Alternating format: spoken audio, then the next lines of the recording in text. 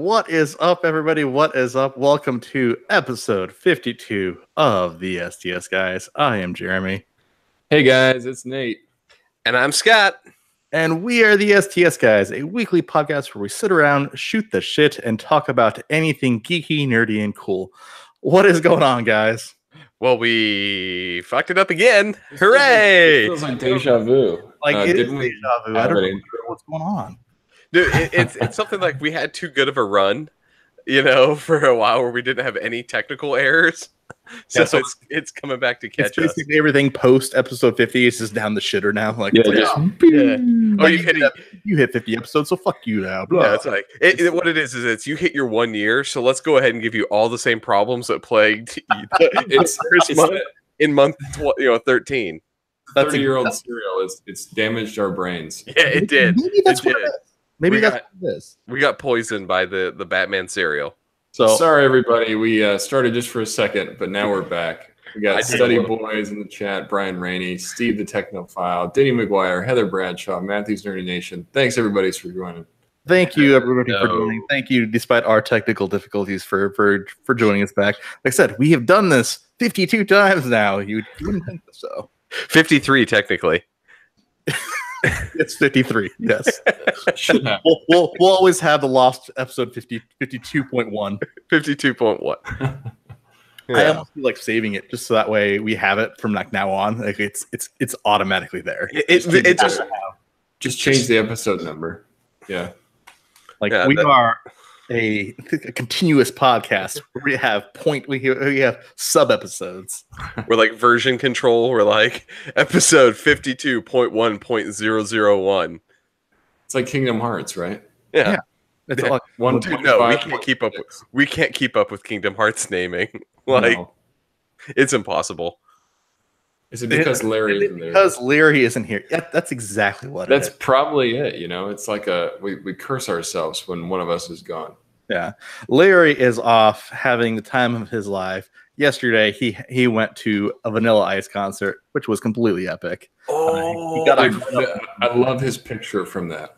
I forgot that was Vanilla Ice weekend. Yes. I'm jealous. A picture on his Instagram with like this awesome neon sign behind Vanilla Ice, and he's holding the mic singing. It looks awesome. Oh, it's a great photo. I can comment an epic photo, but you know what? Us liking it is no big deal. You know who liked that photo? Vanilla Ice himself. Ooh. I know. I saw that. That's so cool. Wait, so I just pulled it up. Larry, did you go to White Castle before or after the concert? Well, here, 1 second. Let me show everybody what we're talking about. Give me 1 second. Let's bring up Larry's Instagram. Let me. Ooh. Larry's in the chat. What's up, Larry? Hey. Admiral Funko, what's going on? Thanks for joining. Hello. Or as Larry would say, hey. Build a podcast, a $5 million podcast. We could rebuild him. We can make him stronger. Yeah. All right, you guys want to see the photo here? Let me pull it up. Larry says he went to White Castle this morning. Oh yeah, there's the epic photo right there. That photo. Look at that. That's not an awesome photo. Epic. Right up front, Vanilla Ice right there. Like I said, liked by Vanilla Ice himself. Like I said, I love the angle he had on this one too, and that neon sign is placed perfectly. It's perfect. Look at this. This thing is freaking awesome. So I do have to say that this just does appear to be hip hop Vanilla Ice, not heavy metal Vanilla Ice, right? It looks like hip hop. It's the hip hop version. Yeah, from the background dancers. The whole recording it sounded like hip hop Vanilla. Yeah. So that works because I like me some Go Ninja Go Vanilla Ice. No, it was like I said, it was an epic, absolutely epic photo. Like I said, you couldn't have asked for more. Like I said, I had to say epic pic just because I said it is completely epic. Yeah, yes. You do need to follow Larry Matthews Nerdy Nation. If you guys aren't following Larry on Instagram, follow him. He's got a great account. Nerd and Cheese. So what else has been? So Larry has obviously had a busy week. What else has been going on, guys? This has been a pretty amazing week. Amazing. It very amazing. Yes. Spiderman PS4 came out, and we've been playing it. We're going to talk about it here in a second. But me and Jeremy... What? To commemorate Amazing Spider-Man coming out, I did something a little crazy. Oh, man. This is pretty awesome. You got to tell us about this. Do you want me to show you this? Okay, so Come on, show it up. Let's go ahead and chill this out real quick. So to celebrate amazing Spider-Man coming out, you know what? Yeah. Let's permanently put the Spider-Man logo on my body. I've wanted this for a while. It's basically a graffiti Spider-Man logo tattoo. So you know what? I got the Spider-Man logo on my leg from, like I said, this awesome tattoo artist Jason Ballard from Inkenstein Tattoo in Glendale, Arizona. This thing was freaking awesome. So I am super happy to have it. Like I said, the Spider-Man logo is now permanently a part of me. That's awesome, man. Yeah, it came out great. I like the we were talking about, the different colors he used for the fade. Looks great. I know you're a huge Spider-Man fan too, so I am a huge Spider-Man fan, so now it is permanently a part of my body. Nice. It's awesome. Brian Rainey says it looks badass. Well, thank you, Brian. He would be correct. Like I said, it was like I wanted a Spider-Man logo, but then I also kind of like the graffiti look too. So I'm like it's the perfect mixture of both. And so the guy did a really good job at it. Like I said, plus like I said, the color fade on it. Like I said, I couldn't have asked for a better tattoo. So if you happen to be in Arizona, definitely check out Inkenstein Tattoo Company. Said it's in downtown Glendale. Awesome shop. Jason Ballard, like I said, he's a cool guy. Definitely check out his work. You can go to inkensteintattoo.com to go ahead and check that out as well. Nice.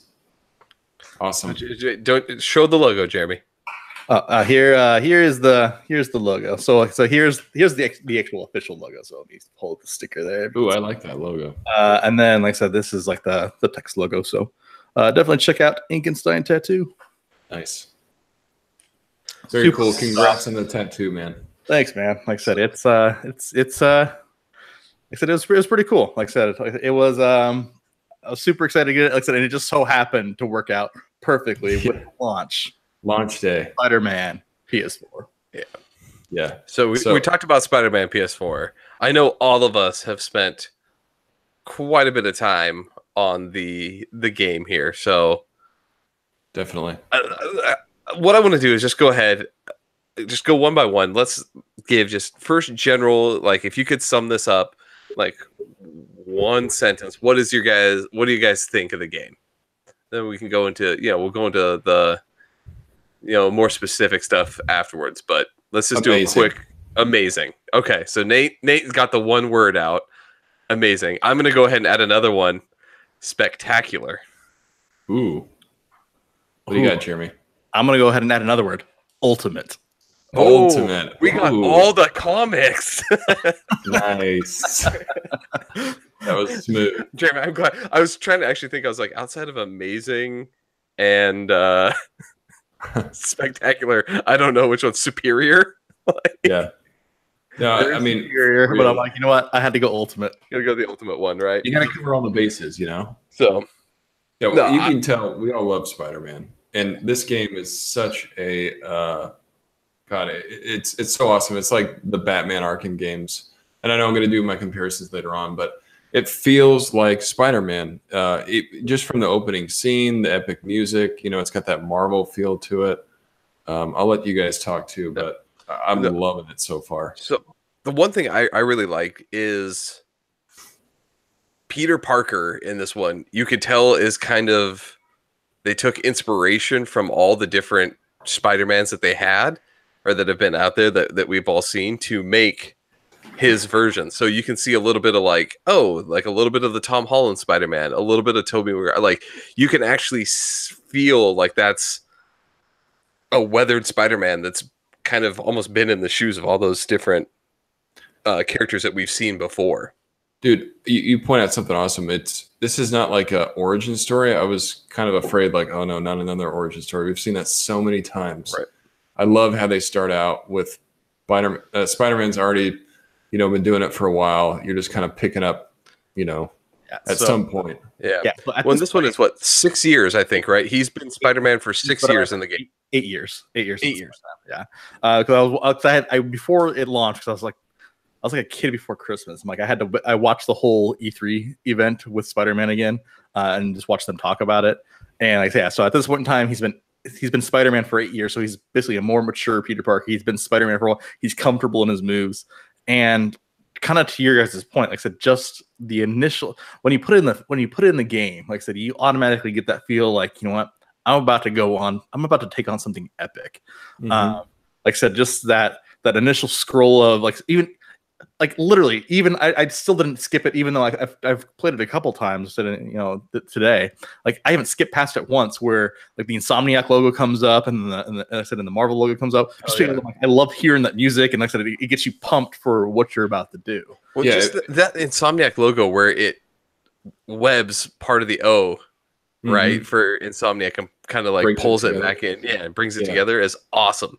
Yeah, it's really cool. And it has that Marvel kind of music, that like epic kind of lead up, like dun dun dun, and then it starts, and you just take over Spider-Man, and you start swinging through the city. Let's talk about the web slinging through the city. Oh, the traversing. Oh my God, the best web system ever. Seriously, people talked about the old, what was it, PS2 Spider-Man 2? Yes, as the best version of it. This beats it by far.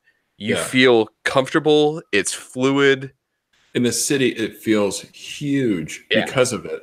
Yeah. You're going through, you get to see the city, from the top almost the whole time. So as you're traversing through it, you're finding like, oh, I'm going to go to that building so I can do like a left turn or something. Yeah. It makes it such a vertical game. To your point though, like I said, I think the thing I like about it so much is you can go from the top of the building to the bottom to the street level, like I said, in just like one fluid movement, and then you can literally swing so low down, or you can gain so much air. Like I said, it's just it. I think what it feels like to me is the first time you saw Spider-Man swinging in the original Sam Raimi's the first Spider-Man. Like so when at the end of the movie, when he's swinging through, like I said, the city, and he hops up on the World Trade Center like that. Like I said, it reminds me of that scene so much, where he's like doing the flips through the air and. Well, yeah, and it's not just swinging from building to building. It has like abilities that you can do. So I can do a point shot and pull myself to something, and then use that as propulsion to jump off to go somewhere else. Like it's so fluid, like Jeremy was saying. I can go into a dive if I want to gain some speed. It provides a lot of options just getting around the city. The one thing I was worried about is the fact that they kept it true to you have to have something to grab onto in the game to be able to swing. So if you go above the building level, you can't. It shuts off that swing mechanic. I thought like, oh, I'm gonna hate that because there's parts like going through Central Park. I was like, oh, I'm gonna hate that. But there's trees that you can jump up and do like you said, where you can pull forward and pull yourself forward. So you can still traverse very fluidly and quickly, even when there's not a building around. And once you gain that height, you can use it to, the wall running or, different abilities at the higher level. Scott, to your point though, like I said, that's another thing. Like this is awesome. Not only can you crawl on the walls like typical Spider-Man, you can run. Like you can book it up these walls. Like and when you're swinging through the city, you can swing and actually run and swing on the side of these buildings at the same point in time. Like it's such a fluid, amazing motion. I can spend hours literally just swinging around the town. Oh, and that's literally what I've done for the last 2 hours. That's the thing. You can have so much fun because you can either have there's almost like an autopilot mode, which is just holding down the R trigger, and he'll interact with environments. He'll keep going. But you can customize it if you want to and say, hey, okay, I want to turn left, so I'm going to do this like quick move to the left. Or if I want to, go down a little bit lower. So you can have full control, or you can kind of let it just autopilot for you. Well, and to your point, everything's done off of one button, right? R2, right? You hold R2, that's the swing button. If you keep holding down R2, when you hit the side of a building, he'll start running on the building or running sideways, depending on which way your momentum is going. Right. So as the player in the game, it's not a complex system. If you want to go faster, you can, obviously you can hit the button to jump off the swing, and at what point in the arc tells you, do you want to hit speed or go higher? But it's so just like fluid is the best way I can say it, like, because it's just one button. So as you're going through, I've run out of space, hit the wall and run across the building, and you don't have to touch any other buttons than what you were already holding down. Yeah, it's incredibly really nice. No, well, it's the little things too. Like, so for example, like for Scott, you brought this up too. Like I said, you have to have something to zip on to, basically to grab onto, in order for web swing. I actually spent so much time at the top of the buildings, just kind of perfecting my, you know what, if I'm at the very top, I said, what can I do to swing through that? Like, I found basically a way where you can basically, you know, those water towers that are in the game, you can actually swing, basically traverse your way through basically the pillars of the water tower. And awesome. Like I said, doing that move and like basically flipping through there and then flipping out, it's so much fun to do just because like, what, that's a move Spider-Man would do. And it looks totally badass when you're doing it. You just feel so cool. You're like, man, I am Spider-Man right now. This is awesome. Have either of you guys gotten the skill where you can do the midair tricks? Yes.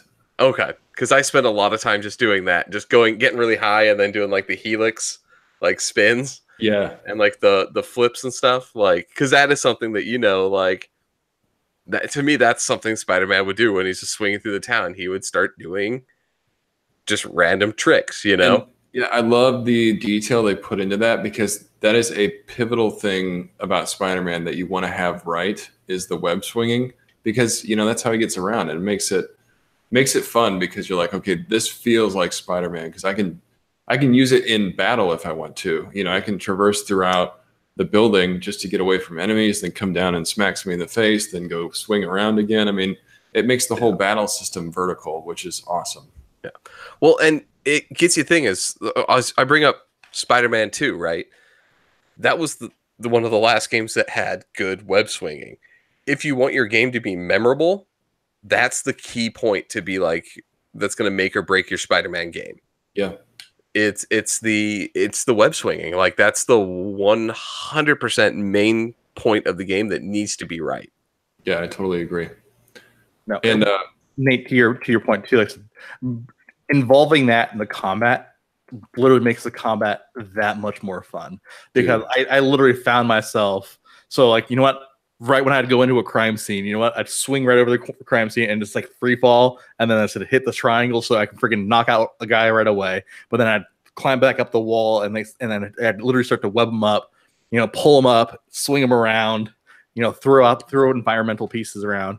Speaking of that, I said too, like I said, how awesome is it to interact with the pieces of the environment where you can basically interact with those like shelves or those barrels or anything else and then use those. Oh.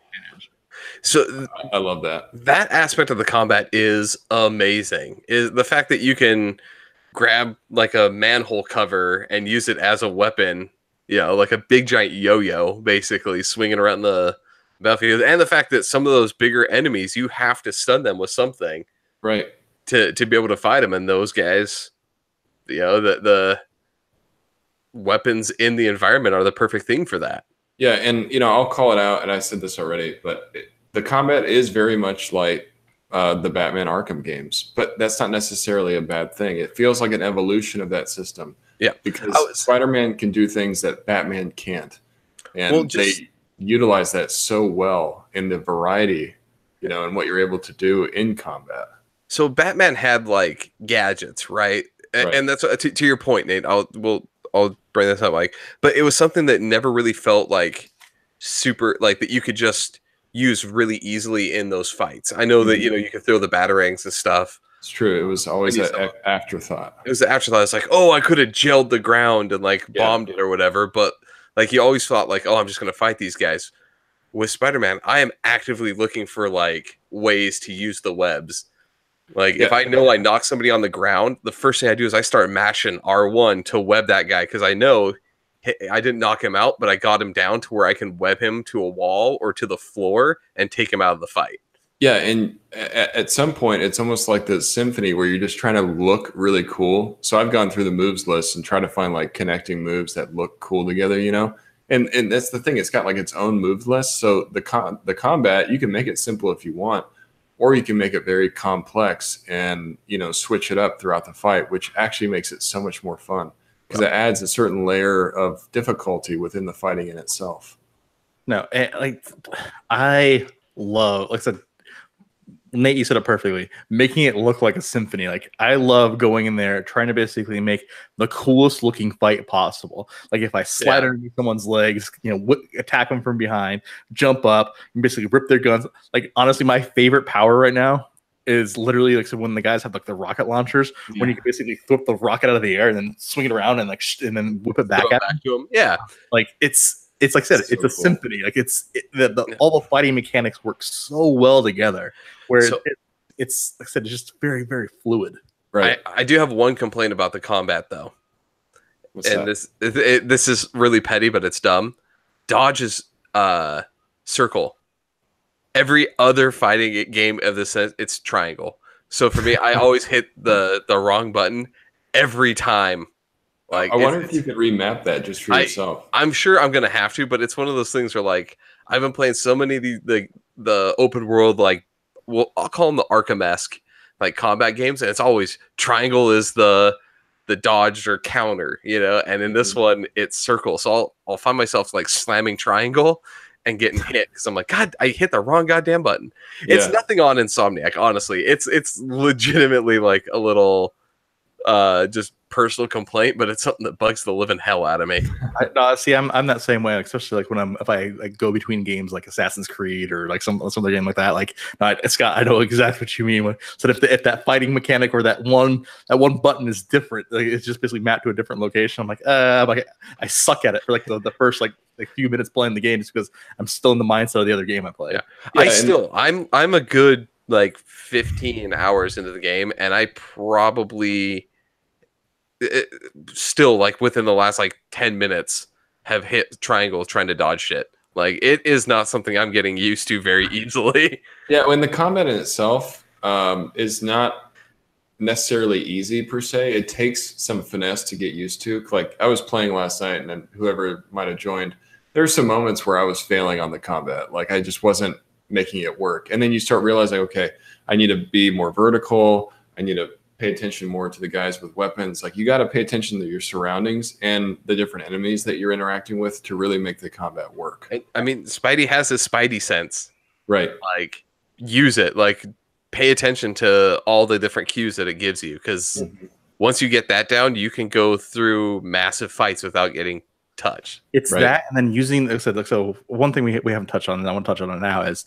the suits. So basically, there's so many different suits that you can use in this game, but using the actual mechanics of the suits to your advantage as well. Like so, for example, you're running low on health. Like I said, there's a suit that basically can boost your health up a little bit when you use your focus. Or like I said, you can look at we got so me and Nate, I got it as well. Oh, you got it as well.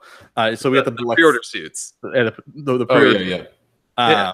So with like I said, where you get the Iron Spider, where you can actually use the Iron Spider legs to basically toss enemies and juggle them and stuff like that. So you can, but the cool thing is, so for example, say if you want those Iron Spider legs on a classic Spider-Man suit, you can do that. You see, you can basically swap these suit powers into your other suits that you own, which is kind of make your own Spider-Man like suit to basically fit your combat style. Yeah, and then they have all the mods that you can build to you customize it even further. But yeah, it's kind of amazing that each suit I shouldn't say each suit. There's a couple that don't have any associated suit powers, but each one has something different, and they're vastly different.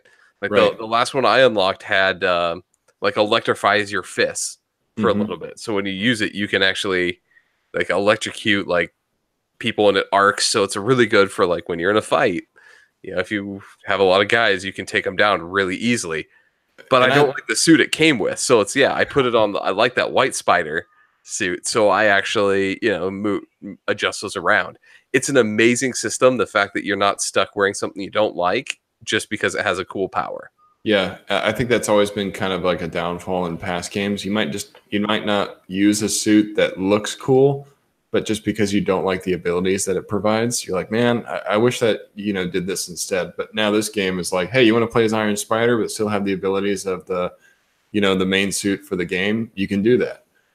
So you can. It makes switching between suits like something that's just fun to do and not like a chore. Yeah. My favorite thing is the fact that the Spider-Man Homecoming homemade suit has no associated power. It just kind of digs home about the crappiness of that suit so well. You have to get all 55 backpacks for that, right? Yeah, exactly. Yeah, that's one of the ones that you have to get the backpacks for. I'm working on that right now. So kind of a cool thing too, and it's the little things that kind of matter in the game to me that just kind of set it apart from every other game that's out there too. Like, so for example, if you change your suit, the cutscenes in the game will change the suit to match the suit that you're wearing. Yeah. I think that's, like I said, it's such a small little detail, but it's that small little detail that makes me just that much more impressed with this Insomniac game. Like I said, it's no matter what suit you're wearing, or even the loading screen, it'll change. Yeah, I was gonna say the loading screen aspect is what kills me. Is the fact that crazy. Whatever suit you're wearing, the Spider-Man in the loading screens wears that same suit. It's just all the fine details that make this game so good. So we haven't talked about this at all, but I want to give it credit. The story and the dialogue within the game, in the lore of Spider-Man. If you know Spider-Man, you're going to be smitten as a fan because there are so many things like little hidden Easter eggs. And as you're as you get backpacks, you start unlocking things that are like little pieces of Peter's backstory. I'm just saying, like, man, this is like a love letter to Spider-Man. There's so many cool things. It really is. And I like how the fact it brings up characters that they'll mention. Like they mentioned Doc Connors a couple of times in the story as, Lizard, but you like, well, yeah. Are we even going to see him? Like, I don't think we are, but the fact that people are talking about him and stuff it's amazing. And you work for Otto Octavius. I'm like, that's Otto Octavius. Holy crap. We'll say so far in the story, non-Doc Ock. Right. Dr. Octavius. And I think this is also something else to point out in the game too. Like I said, this is its own individual story. They didn't base the story off of anything else that currently exists in Spider-Man lore. And the reason why they did that is because they wanted the freedom to be able to do kind of whatever they wanted. And like I said, it's their own individual story. It's not necessarily tied to one specific Spider-Man universe or the other. But there's nods to everything. Like, so for example, when you're swinging through New York, you can actually you can see the Sanctum Sanitorum of Doctor Strange. You can see the Avengers Tower. Yeah. But like I said, it's not necessarily tied to like basically any one specific universe. It's basically just its own self-contained Spider-Man story with nods to all these other things that basically make you love Spider-Man. Yeah. Daily Bugle is there. I mean, there's so many key locations from Spider-Man lore. And I love JJ in this. Yes. Having the talk show. Like, I will legitimately just stop doing whatever I'm doing whenever his little broadcast pop on, just so I can hear kind of his rants about Spider-Man and his conspiracy theories about the stuff you just did, which is amazing. Like, if you complete a side mission or go do like a little research thing, he'll talk about it with somebody and like he'll come up with like, oh, Spider-Man's, he's fixing these police towers, or he's, around these police towers. I think he's putting up, he's hacking in to steal all your information. And it's this wonderful thing of like, since he doesn't work for JJ, it's a great way to get him in the game and still have that great interaction. And the voice actor that they had for that does that amazing. Yeah, he does sound... he sounds like iconic J. Jonah Jameson, for sure. And can I just say, from now on, in every animated version, when they have older Peter Parker, can we have Yuri do the voice of that? Because I love him as Spider-Man. Yeah, he does a really good job. He does. He pulls off a great Peter Parker. Yeah. And the funny thing, there's actually humor in it too. Like, honestly, when he talks about being Spider Cop, like, honestly, Spider Cop, I just started laughing because he gets his voice all deep, like, this is Spider Cop, Spider Cop, Spider Cop. Yeah, and that's another key thing too. Spider-Man's known for his comedy, and it comes out like really well in this game because he just comments on little things as he's going. And I also love that, like, when you're swinging through the city, you hear the police scanners. You can choose to interact and help, or you can choose not to. but it's always legitimately something going on when you hear about it. Like, hey, there's somebody robbing a bank. Okay, let me go see it. Yeah, there are guys robbing a bank. I can help it out. So this happened to me where I was going the wrong direction and there was a car, like a stolen car, and I couldn't turn around like quick enough, and I was like pitter patted or whatever and didn't go after the car. And so it actually said like the car escaped, right? Like it didn't just cancel it out. Like it was like the car escaped. 5 minutes later, they are on the thing, and they had like JJ was interviewing one of the people, and he's like, "Yeah, like Spider-Man was right there and didn't do anything about this car."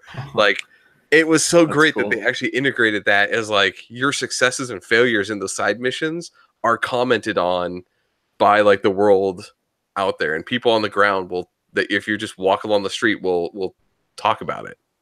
Yeah, can we talk about something else too that just sets this game just amazingly like apart from the game? Are you going to bring up the finger guns? No, I was going to bring up the graphics. The graphics of the game are the most. Like I said, they're amazing. Yeah, like I said, it just. Yeah. You know what? I've wanted this game. I said this game when they announced it. I think it was like 2 years ago. They announced this game. I'm like, man, it's 2 years. Like, really? You know what though? I'm glad they took the time because this game is so polished. Yeah. And like I said, the graphics are just insane.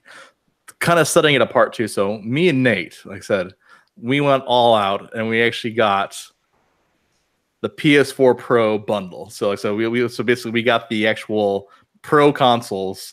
I said basically make this basically the most graphically intense game of all. Honestly, the console itself is sick. With the Spider-Man logo. So Nate's holding up the box here, and I'm gonna click on your camera, Nate, and talk. So like I said, Nate's holding up the box right there. Like I said, look at that thing. Like how sick that is. Like I said, you got the Spider-Man logo, you get the right controller. Honestly, like I said, me and Nate needed new consoles because we both had launch edition consoles. And it's like I said, I couldn't have asked for a better bundle.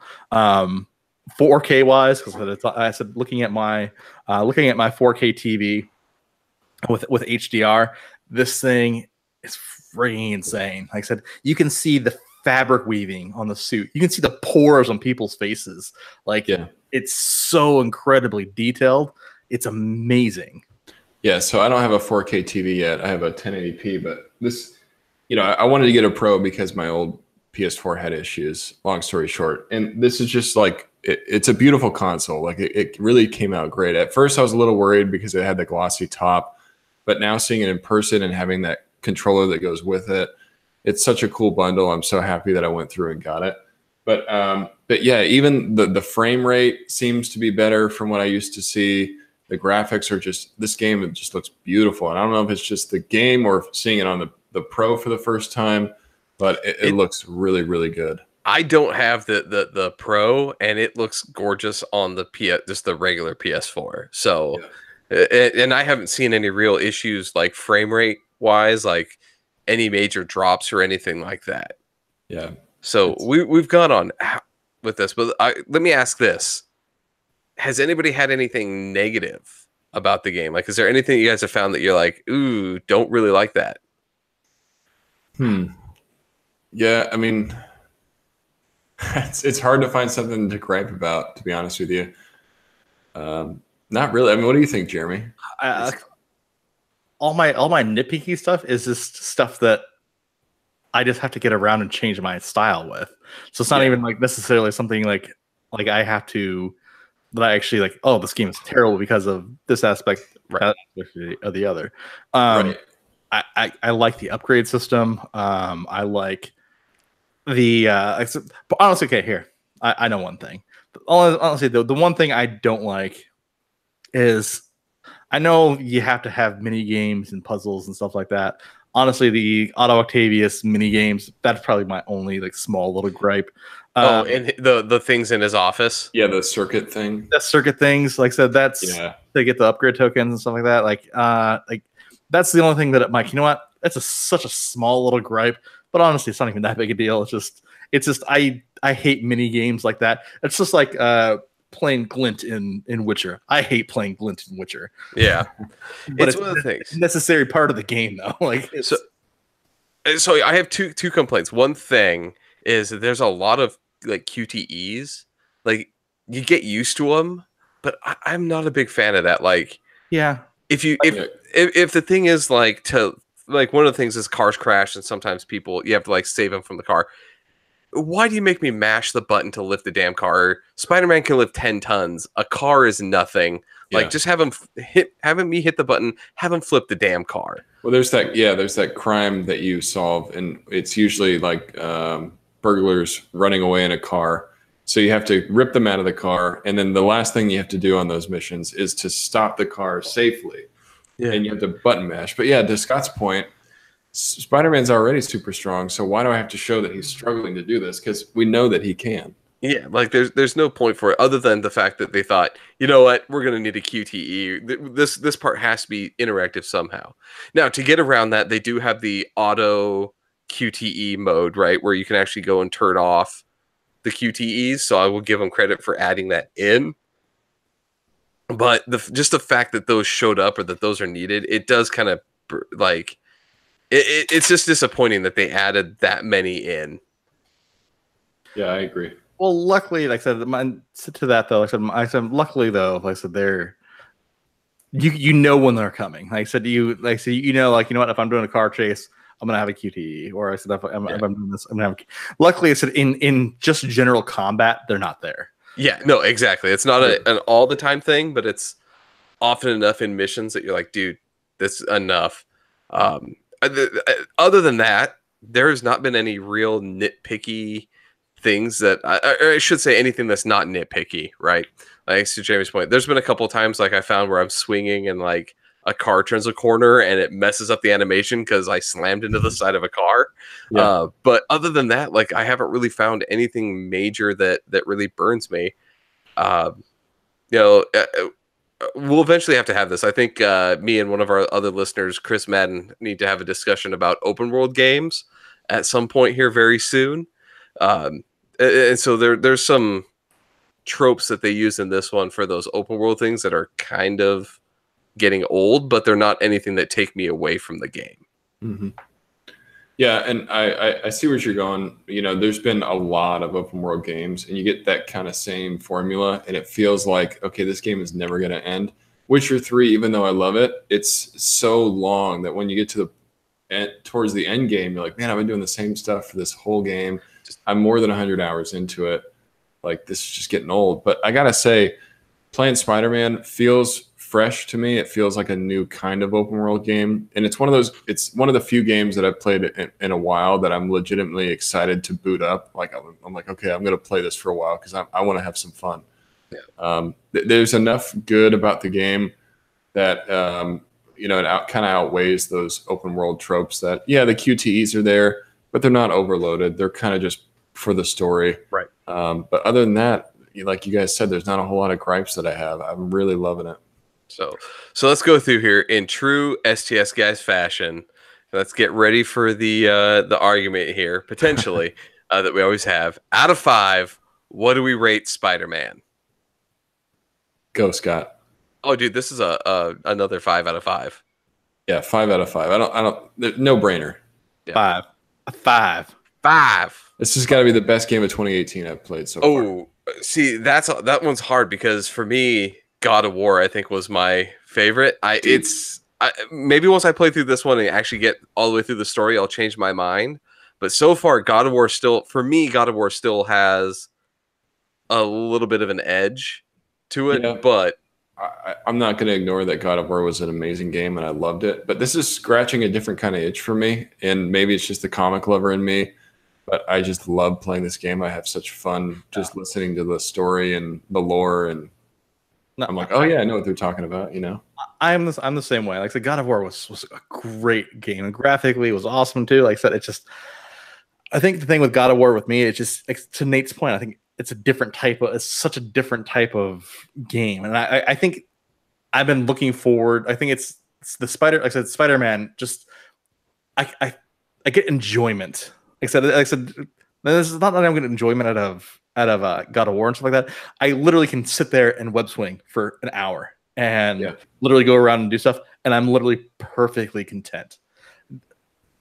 with God of War, like I said, I have to be doing a mission, or I have to be doing a quest, or I have to be doing something in order, basically, to me personally, getting enjoyment. Basically, traversing the world of God of War was honestly kind of tedious for me sometimes, especially when you're going through from destination to destination on the lake. Like I said, that to me, like I said, okay, enough rowing the goddamn boat. Like let's just get there already. Or like I said, they were creative the way that they did fast travel. Like I said, and basically having that little side realm. But like I said, it just even that got a little old after a while. But like I said, it's just in between the missions. Like I said, I can literally just traverse the city, or I can go like from place to place and still have enjoyment out of that. And I'm almost having just as much fun with that as I am actually doing the mission itself. Yeah. I will give you that. Like the ability to just sit down and travel and like just have no purpose. Just I'm just gonna swing around because I'm fucking Spider-Man is amazing. You can fight crime. Like it's just, if you guys really be Spider-Man. Yeah, if you guys haven't gathered already, all three of us love this game. Don't hesitate. Go out and buy it immediately. We've talked about it for 40 minutes and how much we love it. Right. So speaking of this game, I said after the podcast today, I will actually be doing a live stream of this game. Nice. I'm gonna hop on. I said we're gonna shoot some webs. We're gonna wrap up some bad guys. We're gonna do some missions. We're gonna traverse the city. Like I said, we'll have some fun with this. Yeah, buddy. So stay tuned after the podcast, guys. Jeremy's going live, and I'll probably be going live tomorrow, an extended live stream. So I'll be doing that because I plan on playing this all day tomorrow. Yeah. Ooh, yeah, that was my day today. So speaking of badasses, Spider-Man is a badass. This is a good segue. This is a good segue. I love this. Speaking of badasses, Spider-Man's a badass. You know who else is a badass? Jack Ryan. Wait, are you talking about Harrison Ford, Jack Ryan? Are you talking about Ben Affleck, Jack Ryan? No, I'm talking about John Krasinski, Jack Ryan. Ooh, wait, Amazon Prime, Jack Ryan. You mean the guy from The Office? Yes. Yeah. The guy from The Quiet Place? Yeah. Yes. Yeah, here's what's crazy. Here's what's nuts. I had like okay expectations for the show. I'm like, you know what? It's Amazon, so I know they threw a ton of money at it, and this, that, and the other.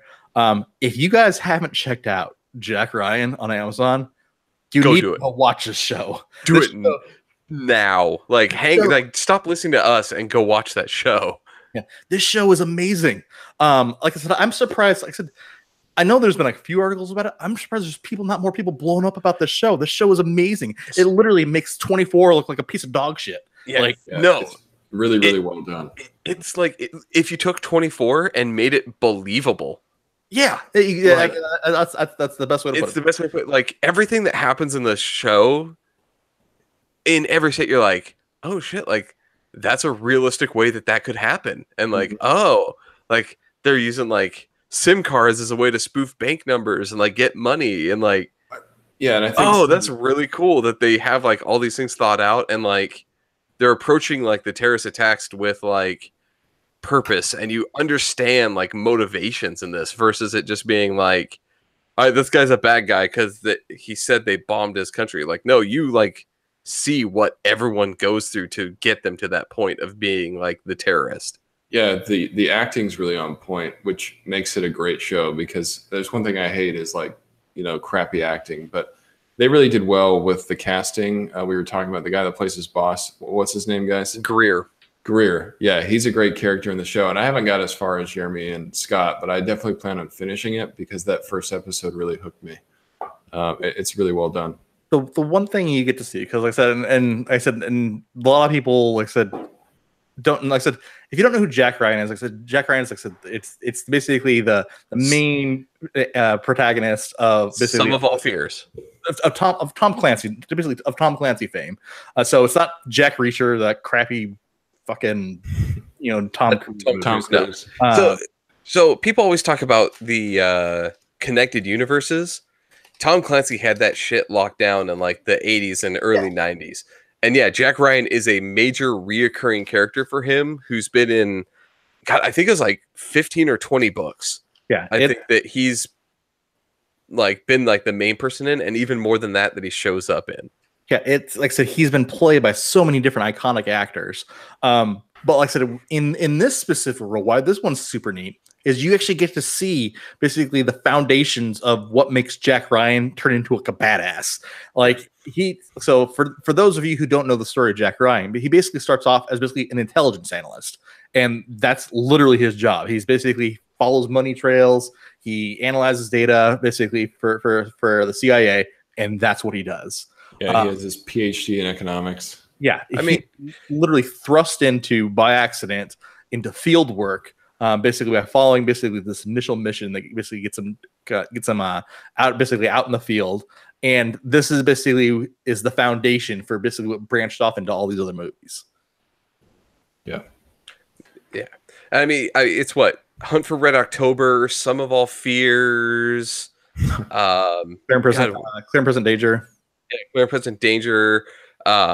He's been Patriot Game too. Like Patriot Games, even if you say no, I've never seen Jack Ryan, you probably have seen Jack Ryan, and you didn't realize it was Jack Ryan. No, exactly, because I think that was right out of my mouth. Yeah, that was Jeremy said that to me, and I remember that like hit home because I'm like, you know what, he's right. I've seen all these movies, and I didn't even realize that was Jack Ryan. Jack Ryan was, like I said, Hunt for Red October. Alec Baldwin, right, was Jack Ryan. Yeah, which I had no idea until you guys told me that. I'm like, oh. I have seen Jack Ryan. So come on. I mean, Chris Pine recently played him. Mm-hmm.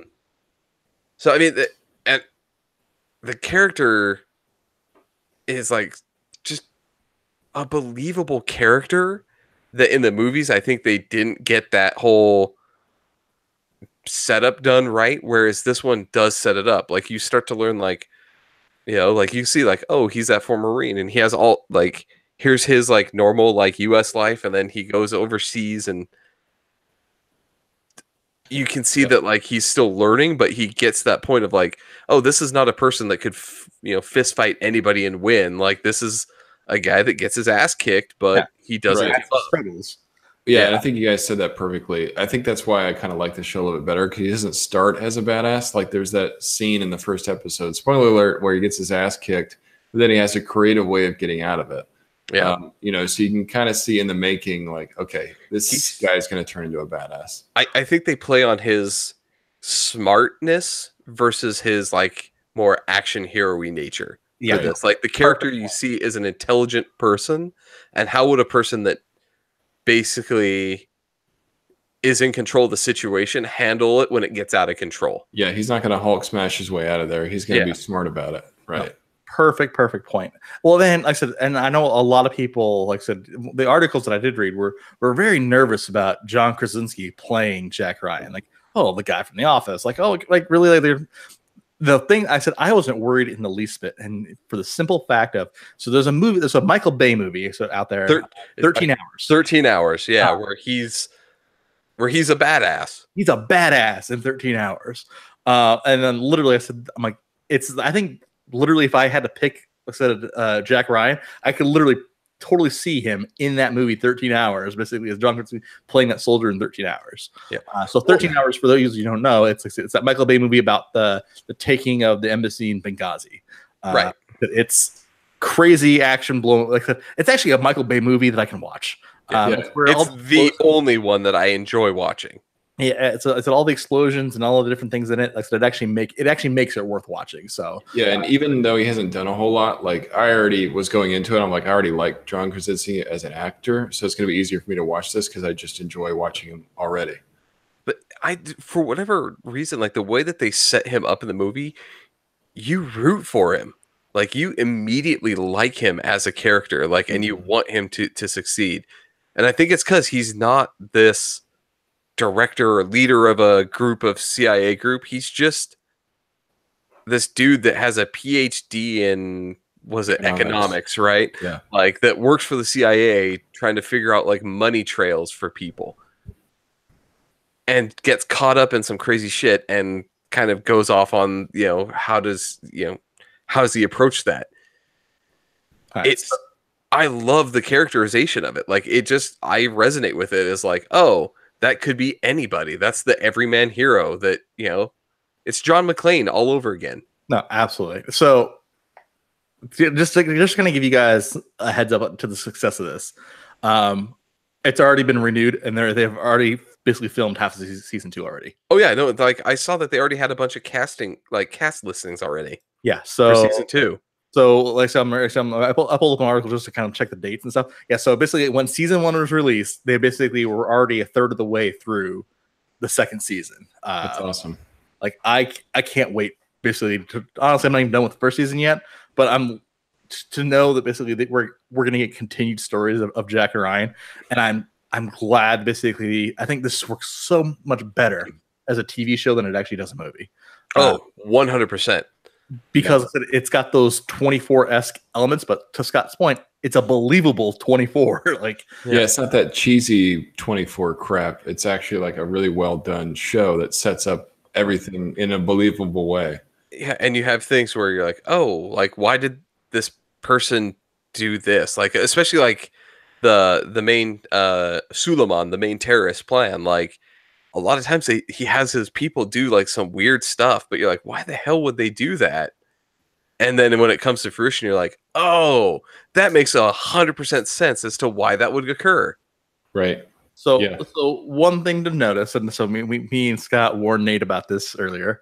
Said if you are easily offended by certain things, there are a lot of boobies. There is surprisingly a lot of boobs. In this TV show. I was surprised. The first set surprised me because I was like, oh, them some boobies, and my wife and daughter were in the room, and I was like, I gotta fast forward these ones. What are you watching, Scott? Yeah, exactly. There's a scene that we were telling Nate about before the stream started. Where like it's just shocking to see it. Yeah, the whole everything about the scene where that's the first one with boobs. The first time you see boobs in that episode is the weirdest like situation. I don't want to ruin it for everybody, but let me just say the whole time you're going to be like, what the fuck is going on here? No, I like that though. They're using that rated R rating. You know, it's good to see when you got a streaming service that is allowed to do that and has the rights to it. It's like, just use it, man. Give us that content. I didn't expect. I honestly did not expect that. I thought like, because in one of the scenes, like this isn't going to spoil it, but you do get to see like dudes get drone striked, right? Like the bad guys are in Syria. They're going to get a couple guys get just bombed with a drone. And I was like, all right, there's the rated R rating right there. It's the dude that just got turned into little, terrorist giblets. Yeah.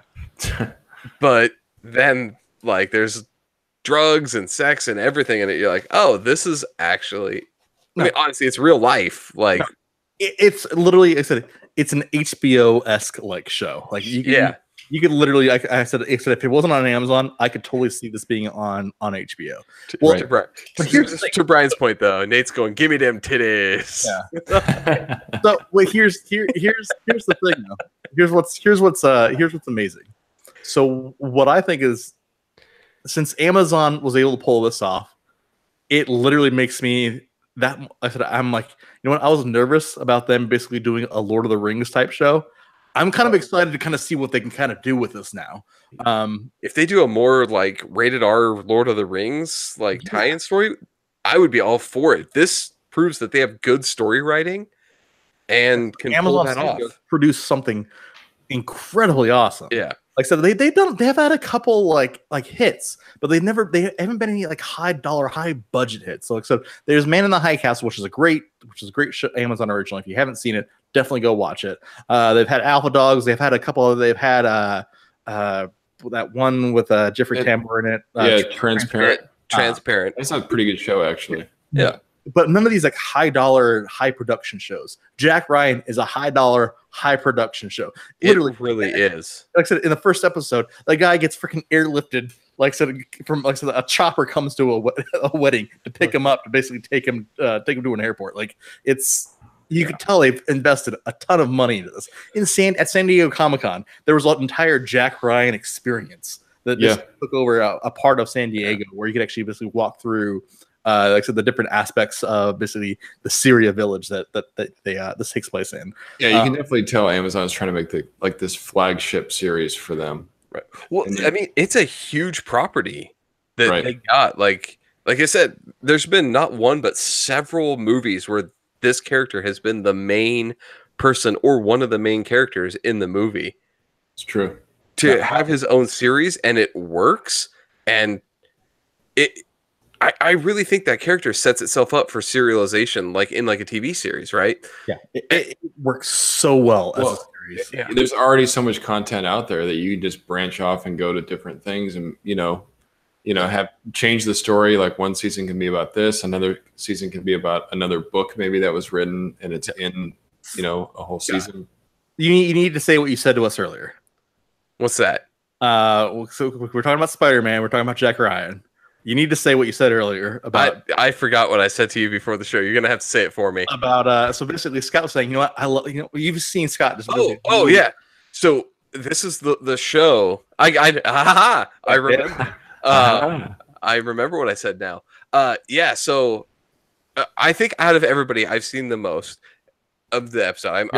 You're one episode ahead of me. Yeah. I'm episode 7 right now. I'm about halfway through it. And this is the one thing is, with this and Spider-Man coming out, I started Jack Ryan on Thursday, right? Spider-Man came out yesterday. So I started Jack Ryan on Thursday. There's been several times where even though I was playing Spider-Man and enjoying the living shit out of the game, I stopped and turned on Jack Ryan to watch the show because I wanted to I was like, I gotta figure out where the story is going and what's gonna happen in this. And I'm actually invested in that to the point where I'm like, I actually want to see.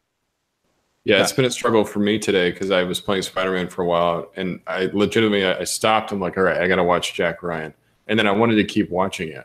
Yeah, it's like I'm having this struggle. Like I've got so much great things to choose from this weekend. Like, what do I spend my time doing?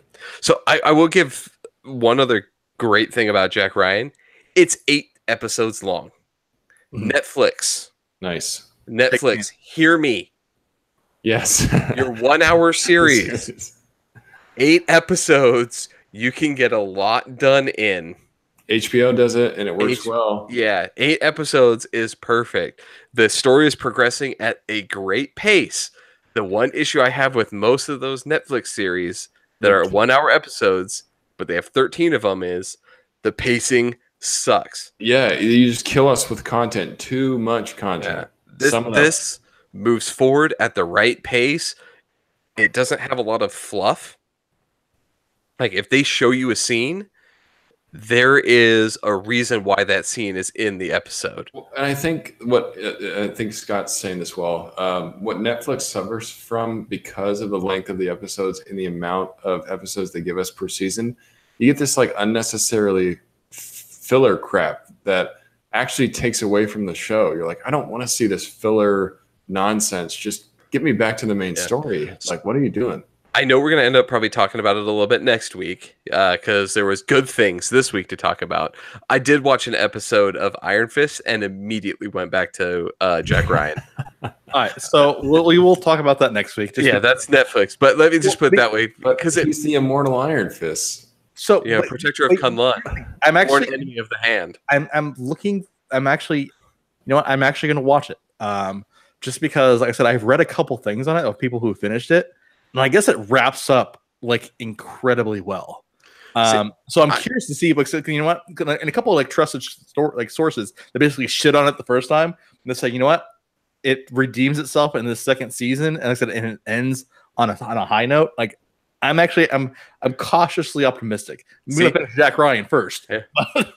Yeah, we gotta watch Jack Ryan ahead of everything. But I'm setting up next week's episode right there.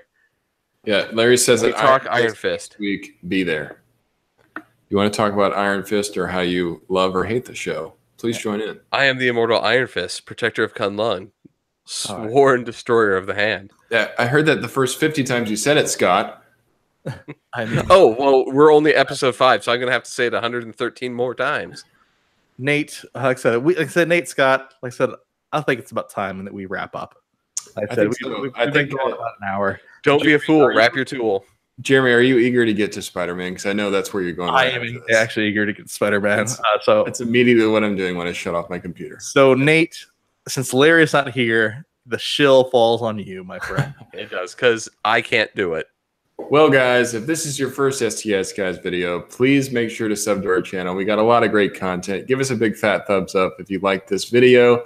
Check us out next week for next week's podcast. We always do them on Saturdays at 9 p.m. Pacific Standard Time. Check us out on Instagram at STS Guys, on Twitter at STS Guys, Facebook at the STS Guys. And I have been Nate from the STS Guys. Chilling like a villain. Yes. Larry, you've taught me well. I know. Like I said, Larry would be proud. Like I said, I am very proud. He's in the chat. He better jump in and say good job. Good job. I always hear Larry's voice in the back of my head when I'm saying that. I'm like, okay, what does he say next? All right, guys. So for episode 52 of the STS Guys, I have been Jeremy. Hey, guys, it's been Nate. And I'm Scott. And we're the STS Guys. Have a great night, everyone. Thanks for tuning in. Bye. See you on Spider-Man. Go get Spider-Man! Join Jeremy and Spider-Man. He's going to do a live stream. Live stream Spider-Man. Jeremy.